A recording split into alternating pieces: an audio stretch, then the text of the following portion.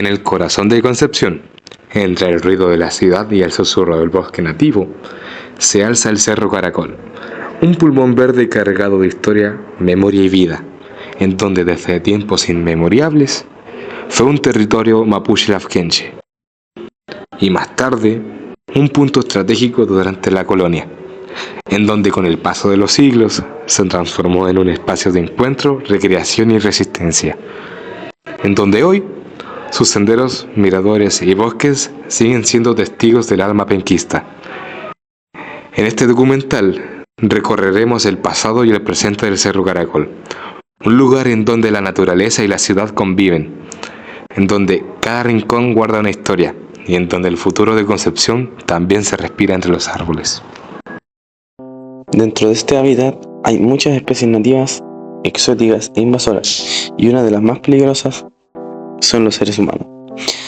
Estos desde tiempos muy lejanos han afectado este ambiente, y una de las principales consecuencias del humano en el Cerro Caracol son la erosión del suelo o el suelo delgado, incendios forestales. Por ejemplo, las especies invasoras como árboles, pinos, fomentan o palancan los incendios forestales porque son muy inflamables y hay muchos incendios respecto a estos árboles. La presión reactiva o uso público es muy elevado. Por ejemplo, el número de visitas es más de 40.000 al mes en ciertos momentos. Esto lleva a un intenso uso de senderos, miradores y miradores deteriorados, basura, disturbios e incluso conflictos entre usuarios y guardias. Obras o intervenciones con potencial impacto. Las obras de acondicionamiento como baños, miradores, sistema de evacuaciones, aguas, lluvias, etc. Si no se hacen con cuidado ecosistemático, pueden dañar la flora, alterar drenajes naturales y afectar la fauna. Hay críticas de agrupaciones locales por nula consideración ambiental en algunas faenas, la infraestructura urbana y la construcción. Hay proyectos como el teleférico que podrían aumentar el acceso y por ende la presión humana, lo que lleva a generar más basura y regulaciones, se necesita más vigilancia, por ejemplo, etc. Y a continuación les presentaremos la segunda entrevista, que es al residente, a una persona que vive cerca del ecosistema estudiado y elegido en el trabajo. Ya, primero su nombre. Hola, soy Daniel Murat, soy residente de acá del sector, vivo muy cerca del Cerro Caracol, a las faldas del Cerro Caracol, y vivo acá hace como alrededor de más de 20 años aproximadamente. ¿Te gustaría ver más iniciativas de conservación y restauración en el cerro? ¿Por qué? Sí, creo que sería bastante necesario. El cerro ha estado abierto al público durante todos estos años, pero los últimos años ha estado un poco maltratado por la cantidad de gente que sube, por la falta de cultura, del cuidado del medio ambiente y de su sector. Y se nota como también algunas plantas y sectores se van como muriendo o perdiendo. Sería necesario que se hiciera algo al respecto. ¿Qué papel crees que debe tomar la comunidad local en la protección del cerro? Yo creo que se pueden tomar hartas medidas, pero la más simple es tener la cultura del cuidado del medio ambiente, no botar basura donde no corresponde, no destruir la flora y fauna. Son cosas que pueden ser pequeños aportes que podemos dar como comunidad, y al hacerlos todos en conciencia y al mismo tiempo hacen un impacto bastante grande. Ya, ¿has notado algún cambio en el cerro últimamente? Últimamente sí, hay cambios en el sector, en el Cerro Caracol, especialmente donde vivo, y son lamentablemente negativos. Uno de ellos son el proyecto del Puente Esmeralda, que se está haciendo, donde supimos hace alrededor de un año atrás que se tenía que hacer una ampliación, especialmente la conexión de Víctor Lama con Pedro de Valdivia, y eso requería que parte del parque tenía que terraformarse, por así decirlo. Tenían que sacar toda la parte donde habían los pastos, donde no se podía tirar, podía disfrutar. Tuvieron que cortar árboles que estaban también como a orillas de lo que era el límite del cerro, y no hubo ningún criterio en base a eso. Es algo que lleva muchos años ahí, especialmente de los tiempos de mi tata, por así decirlo, o sea, más de 60 años, y de un día para otro simplemente se decidió y se cortó y no hubo ningún procedimiento, cuidado. Eso es algo que está afectando mucho ahora, y porque hicieron eso también está afectando a otras partes del cerro. Por ejemplo, esos árboles mismos que estaban ahí, ahora como esos eran los que están en la primera fila y aguantaban todos los tiempos y los temporales, como ya no están, los árboles más flaquitos que están por dentro están cayendo, y hace poco, en el último temporal, se me cayeron 4 árboles. Y esos 4 árboles pueden caer en mi patio y en el patio de mis vecinos, y eso llega después del patio adentro de la casa, y eso, derrumbe y movimientos del cerro han pasado en años anteriores, y eso no se mide porque estoy bastante seguro que la municipalidad o las autoridades no consultan con gente que sabe y conoce el cerro y cómo debería cuidarse, y simplemente toman acción porque es lo que más le conviene para sus proyectos. Ese es uno. El otro sería la falta de regularización que supuestamente hicieron los de la municipalidad, pero no ha sido efectiva, de la gente que sube, especialmente a carretear, a pasar un tiempo arriba, a ir a tomar o a comer, o realmente a pasar con familia o con otros animales como con sus perros. Pero eso se nota que ha afectado también a la tierra, al cerro, ha afectado también a que ha llegado más basura, por ende también tenemos más plagas. Y tenemos problemas también a nivel comunidad, como personas. Claro. Entonces, y eso solamente en mi sector. El cerro, como ustedes sabrán, es gigante. O sea, llega hasta al otro lado, Llega hasta a los Guatemala. mares también. Entonces, esas son una de las cosas que está afectando, por lo menos en la periferia, y son preocupantes, la verdad. ¿Usted conoce o cuáles son las especies invasoras o exóticas que conoce que están en el Cerro de Caracol? Como residente, las únicas que conozco por cultura general serían los ratones, serían algunas especies de árboles como los eucaliptos, los pinos también, que como también se han esparcido durante los años, pero especialmente podríamos decir que nosotros mismos somos la especie invasora más radical que hay en este momento y que está haciendo más efecto en el cerro. Muchas gracias. Riesgos para las personas, caída de árboles y otros peligros ambientales, particularmente en condiciones climáticas adversas. Lo que muestra el manejo del bosque tiene implicancia para la seguridad pública.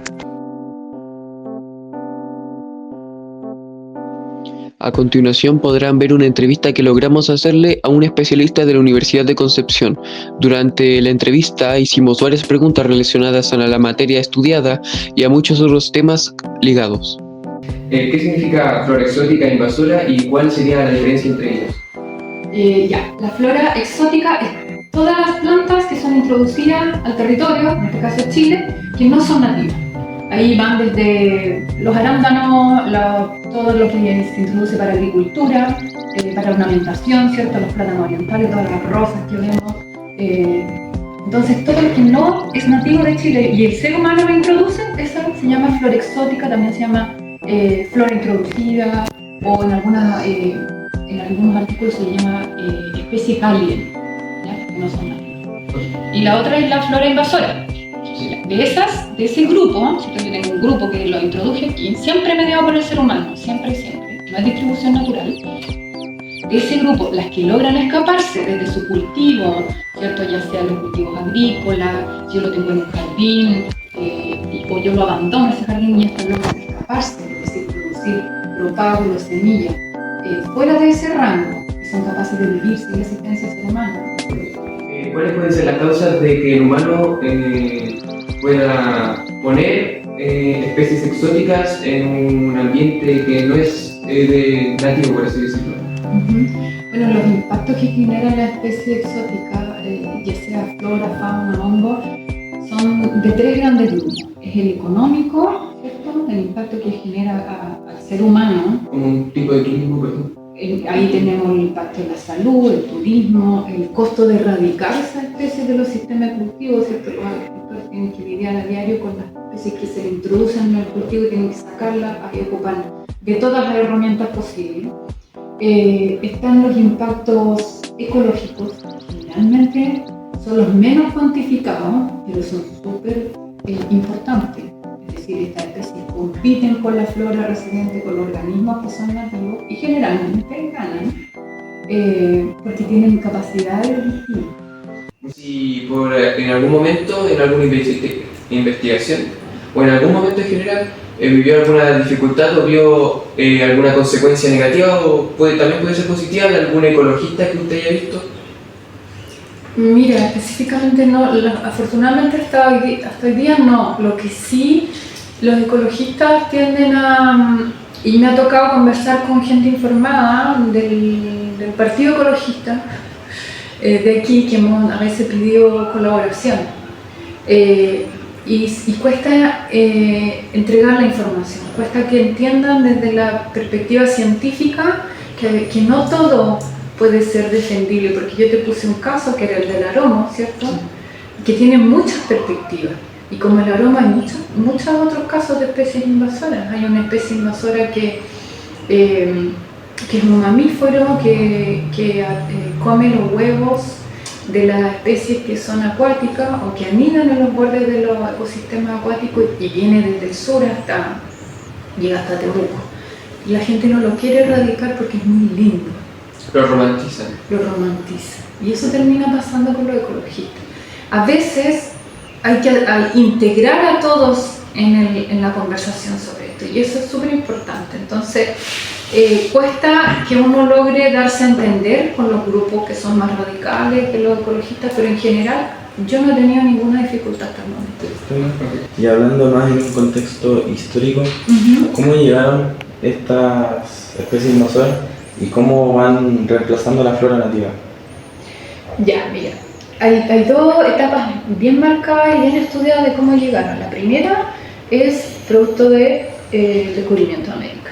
Ahí, cierto, Colón inició una ruta y está documentado, y ahí se da inicio a un intercambio gigantesco de flora y fauna, y esa es la primera. Y la segunda gran ola de introducción de especies de flora específicamente ocurre en la colonización española, y luego a inicios de 1900 Chile importa muchas especies, cerca de 3.000 especies, y las introduce en Santiago en el Jardín Botánico, y estas especies fueron principalmente introducidas con tres motivos, que era para hacer nuevos productos que se pudieran cultivar, ¿cierto?, para generar agricultura y empleo, especies para ser ocupadas en medicina. A inicios de esa época la medicina se basaba mucho en el uso de plantas.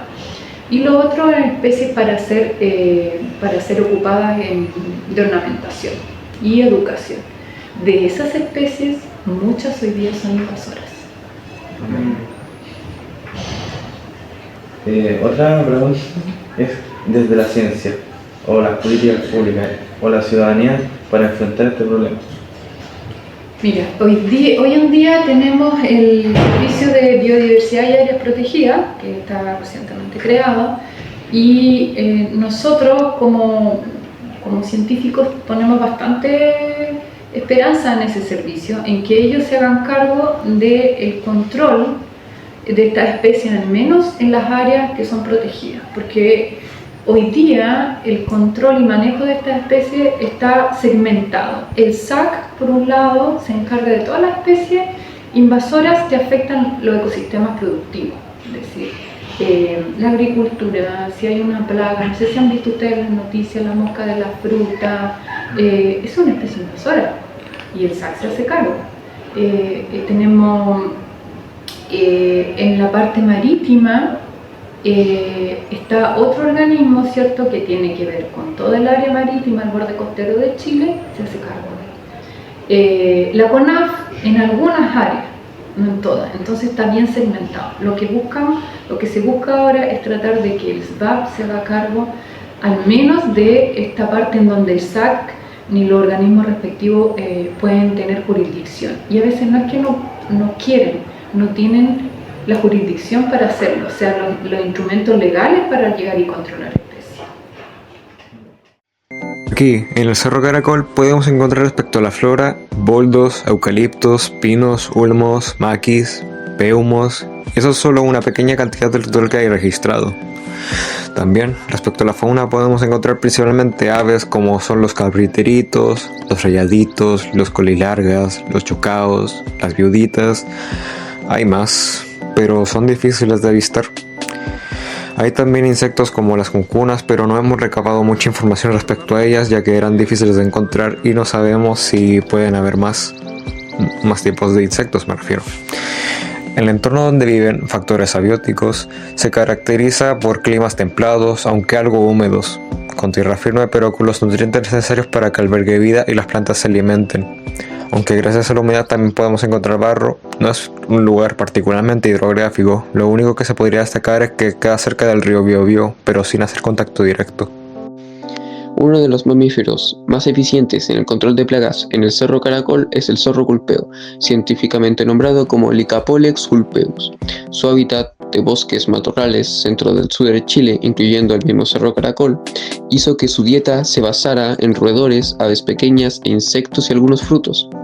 Y su estado de conservación, aunque no está en peligro crítico a nivel nacional, su presencia en zonas urbanas como Concepción está amenazada por la fragmentación de su hábitat y expansión urbana.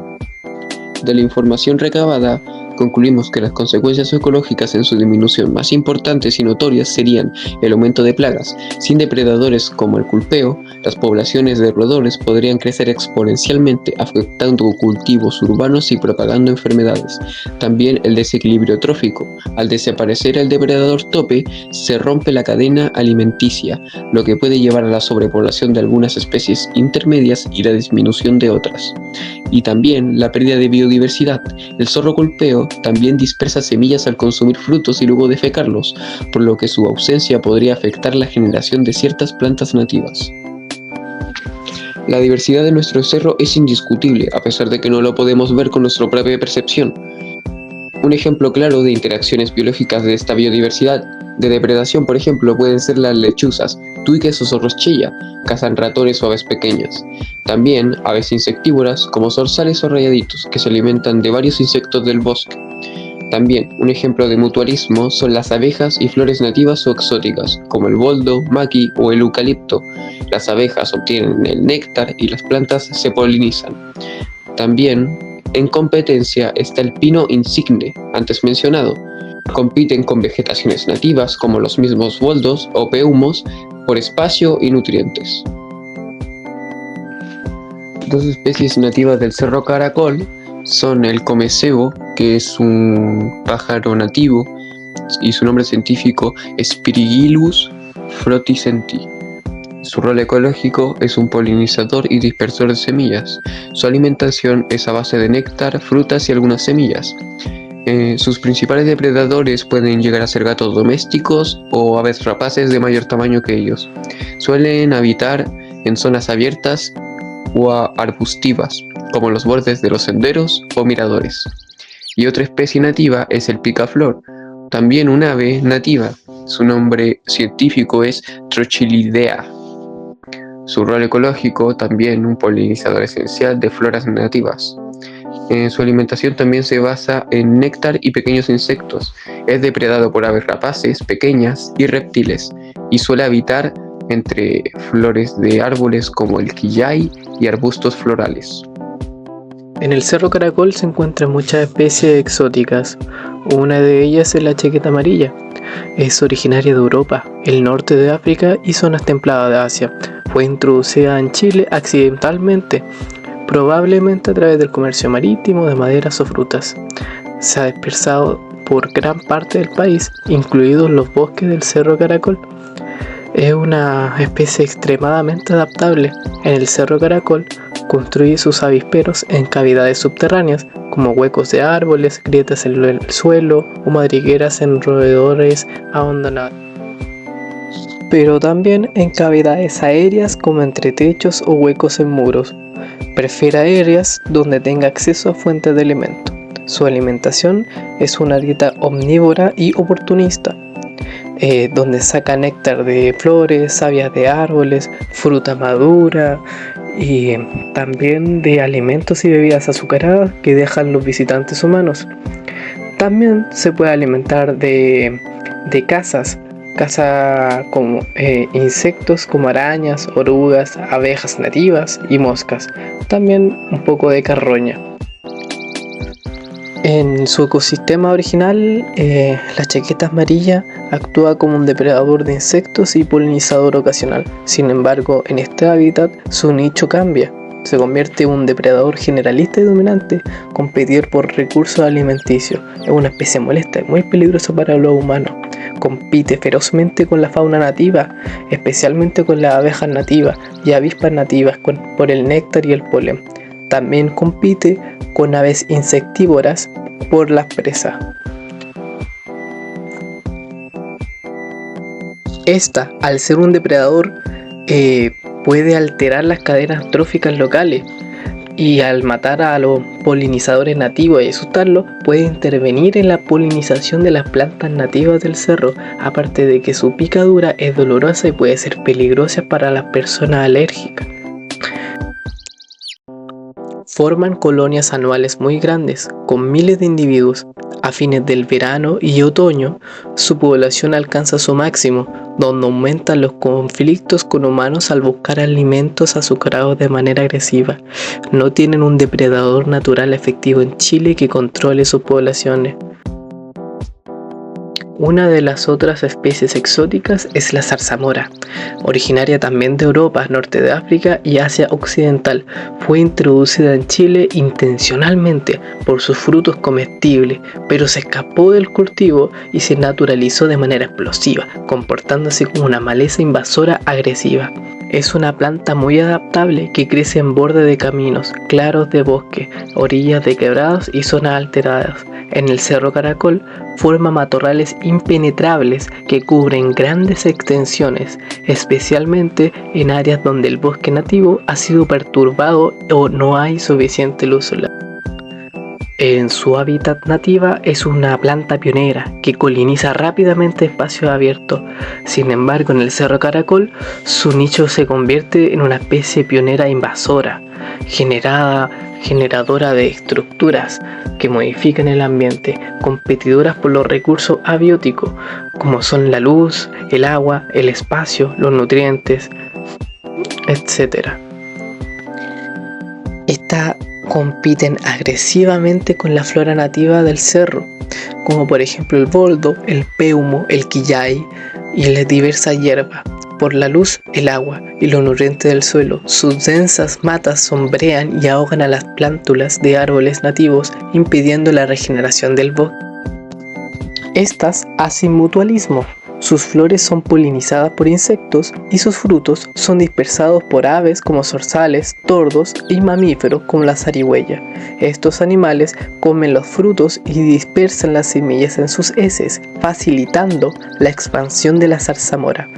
Es una relación clave para el éxito de esta planta exótica. Algunos insectos y el ganado pueden alimentarse de ella. Los densos zarzales pueden ofrecer refugio para los animales como los roedores y aves, pero este hábitat es solamente artificial que reemplaza el matorral nativo.